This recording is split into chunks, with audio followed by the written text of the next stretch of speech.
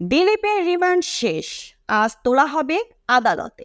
Diamond ওয়ার্ল্ডের ব্যবস্থাপনা পরিচালক দিলীপ কুমার আগরওয়ালার রিমান্ড শেষ পর্যায়ে, আজ তাকে তোলা হবে আদালতে। বাড্ডা থানায় তাকে জিজ্ঞাসাবাদ চলছে। হত্যার পাশাপাশি বিদেশে অর্থ পাচার, স্বর্ণ ও হীরা চোরা কারবারের পাশাপাশি নানান দুর্নীতির নানা বিষয়ে তাকে জিজ্ঞাসাবাদ করা হচ্ছে। এ সময় অর্থ পাচার, স্বর্ণ ও হীরা চোরা কারবারের বিষয়ে তাকে প্রশ্ন করলে তিনি এড়িয়ে যান। অনেক তথ্য তার কাছ থেকে পাওয়া গেছে, আবার কিছু প্রশ্নের উত্তরে তিনি মিথ্যা বলার চেষ্টা করছেন। শুক্রবার 6 সেপ্টেম্বর বাড্ডা থানার ওসি মোহাম্মদ সাইফুল ইসলাম এ তথ্য দেন। তিনি বলেন, ডায়মন্ড ওয়ার্ল্ডের ব্যবস্থাপনা পরিচালক দিলীপ কুমার আগরওয়ালাকে 3 দিনের রিমান্ডে কয়েক দফা জিজ্ঞাসাবাদ করা হয়েছে।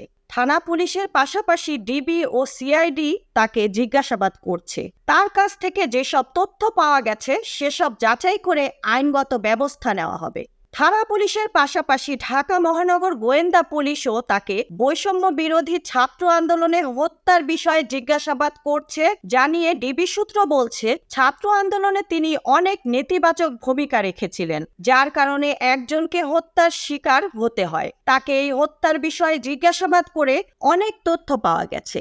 তিনি আরও বলেন, হীরা ও স্বর্ণ চোরা কারবারের বিষয়ে আগরওয়ালা অনেক তথ্য দিয়েছেন। অনেক প্রশ্নের জবাব তিনি সরাসরি দেননি।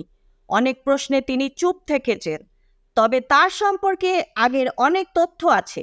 তিনি হীরা ও স্বর্ণ পাচারের সঙ্গে জড়িত। জিজ্ঞাসাবাদের সময় তার সামনে কিছু তথ্য প্রমাণ উপস্থাপন করা হয়, তখন তিনি চুপ থাকেন।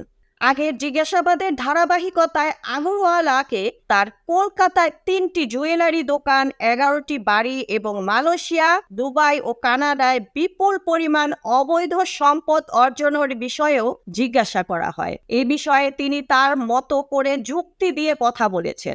এসব ক্ষেত্রে তিনি অনেক কৌশলী উত্তর দিয়েছেন। আদালত সূত্র জানিয়েছে, বিএনপি কর্মী হৃদয় আহমেদ হত্যা মামলায় রিমান্ড শেষে ডায়মন্ড ওয়ার্ল্ড লিমিটেডের ব্যবস্থাপনা পরিচালক এমডি দিলীপ কুমার আগরওয়ালাকে আদালতে হাজির করা হবে।